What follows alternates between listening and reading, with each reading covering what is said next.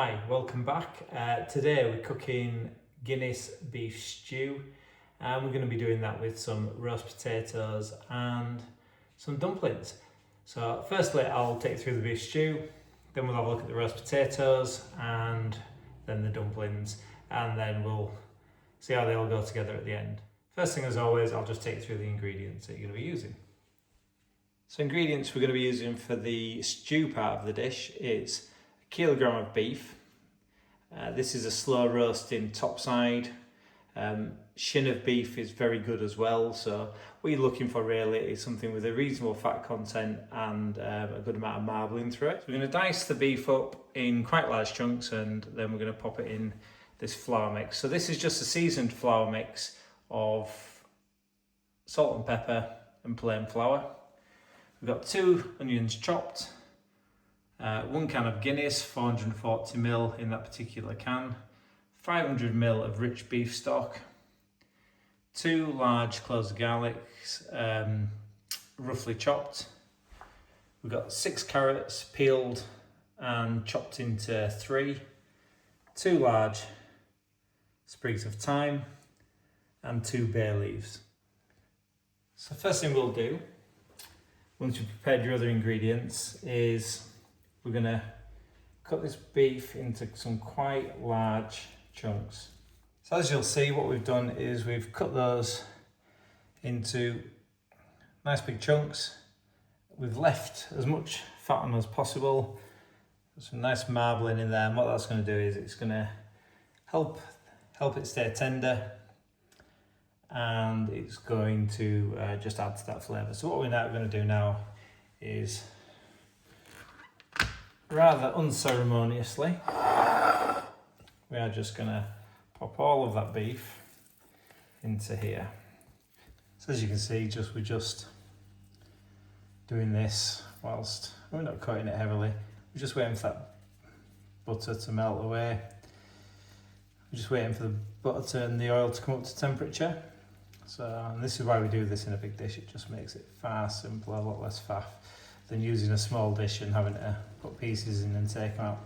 So what we're doing is we're doing this in batches. You won't cook it all at once. You'll see why that is and why it doesn't matter that it's not all cooked at once as well. You see as it comes out of the pan. Good thing to mention, I suppose, is the meat itself.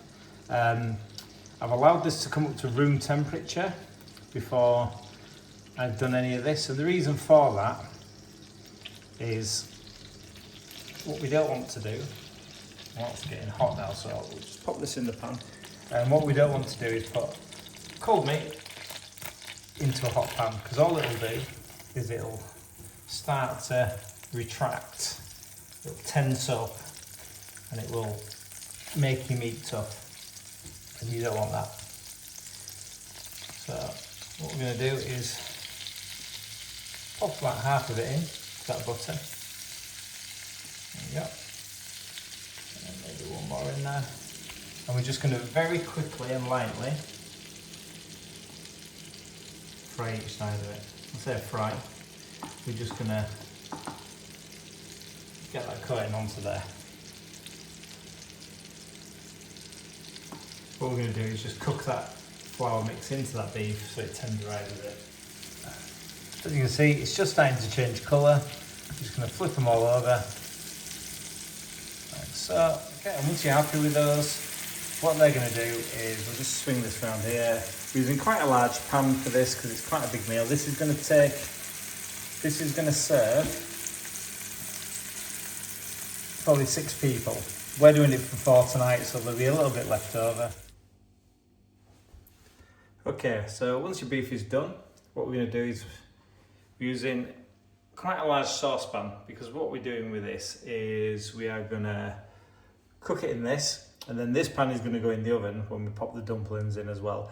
We'll show you that in a little bit, but that is probably the most complicated bit of the meal, is seasoning your beef and then frying it off. And I say complicated, probably just time consuming more than anything. So all we're going to do now, very simply, is add our other ingredients. So we've got 2 onions in there, roughly chopped. We have got our 6 carrots, and they're just going straight into there, as you can see. We're going to add in our 2 large, roughly chopped cloves of garlic. So we're going to add in our stock. It's got 500 ml of good, strong beef stock. I'm just going to add in our can of Guinness. I want to give that a quick stir. Make sure everything's in there, make sure everything's covered as much as it can be and combined. When we've done that, we're just going to pop in our sprigs of thyme and our bay leaves. Just give them a quick push into the mixture. Just make sure they're fully in there. So that's your stew mix. It's as easy as that for the stew. This is going to go on a simmer. So we'll bring that up to a simmer, and that's going to sit there now for 2 hours. Whilst it's doing that, what we'll do is we'll make the roast potatoes and we'll make the dumpling mix. So yeah, I'll show you those in a moment. I think the kind of potato you use is important. These are red potatoes.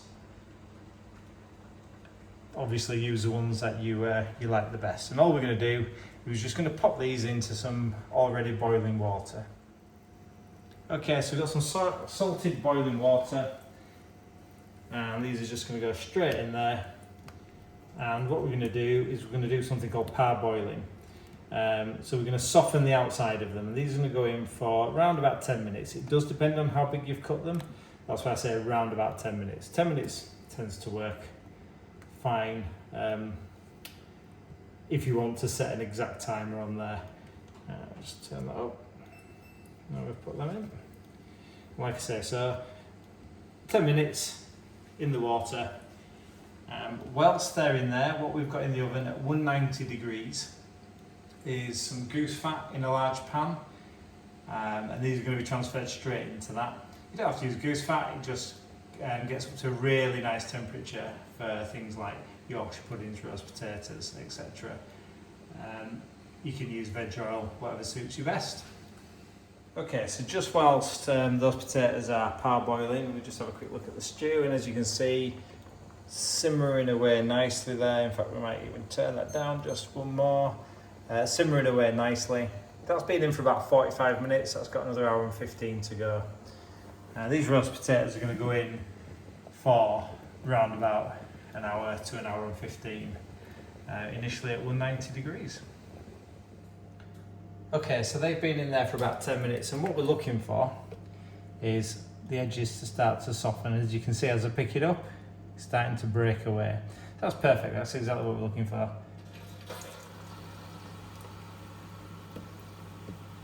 I'm just going to pop the potatoes in there. Nice, and give them plenty of space around. Again, bigger the tin the better. Straight in from the pan. What we're going to do is just get them nicely coated in that goose fat all the way around. Don't matter if it starts to cool off a bit, we're not baking, we're not making Yorkshire puddings, but we do want to do this as quickly as possible. If you really wanted to, what you can do is you can pop them in a colander or a sieve, give them a bit of a shake around, break up the edges. For me, I'm not just for the faff. Doesn't really make any difference once you've parboiled them, because what you're doing with these is those edges are now nice and coated and they're softened up as well. So they're now going to go into the oven, 190 degrees centigrade on a fan oven, and they'll be in there for around about an hour before the stew then gets transferred to there. So these are going to cook for the same amount of time that's left on the stew, which, like I say, is about an hour to an hour, and then we've got another 20 minutes on top of that. So actually these are going to be in the oven for around about an hour and 20. And we are going to drop the temperature slightly for the dumplings. So as part of the complete meal we're making today, which is the Guinness beef stew, I'm going to make some dumplings. So I'll share how I make those now. I'll post them as a separate video as well, in case you want to put them with another dish. So if you're making 12 good sized dumplings, what you're going to need is 300 grams of self-raising flour with about a teaspoon of salt in there, and 140 grams of suet mix. So this is your fat content to go into your dumplings. If you don't want to use beef suet as we're using today, because it's going in a beef dish, you can use vegetable suet. It does the job exactly the same. And all we're going to do is mix those around. It's a really quick recipe is this. A little bit at a time, we're just going to add some cold water into there. Two things when you're making this. It's very much like making a scone mix. If you've made my recipe on here, you'll know exactly what I mean. It comes together quite quickly. So you don't want to chuck all your water in, because what you might find is it's too wet. And this should be slightly sticky but not wet when it comes to the end of it. The consistency we're looking for is just together. So it doesn't want to be wet, it doesn't want to be sticky. And what we're going to do is we're just going to get our hands in there now. It's get all that flour off the side and keep adding a little bit at a time. The second thing that's really important when you're making things like dumplings is not to overwork your mixture, because they will be heavy, and you really don't want heavy dumplings. They're not very nice. So I'll just keep adding a little bit at a time.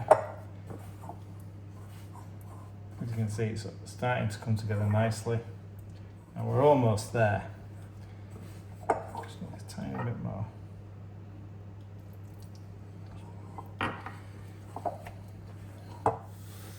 So all we're going to do is flour that surface just a little bit. Depends what kind of work surface you're working on, and just make sure it's fully together.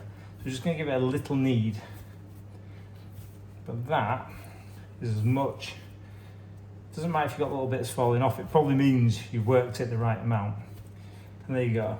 That is your dumpling dough. So we're just going to pop that back in the bowl. Okay, so a good tip for portioning out your dumpling mix is to weigh it. So that weighs, what, 606 grams. That's about 50 grams per dumpling. So nice, easy maths, nice, easy to work out. So all we're going to do is, first of all, just get that on your parchment, keep it nice and clean, and we're just going to make sure that's on 0. And we're going to grab 50 grams of dumpling. There you go. And then all you're going to do is roll that into a bowl. Now at this point, if you were making parsley dumplings or cheese dumplings, all you would have is some parchment or on your surface, put your cheese on there, and each individual dumpling you would just roll in the cheese. Get it in there, you can fold it over into it and then roll it in. Try not to work it too much. So what we're going to do with these is just portion out. Again, we're looking for 50 grams. Yep. And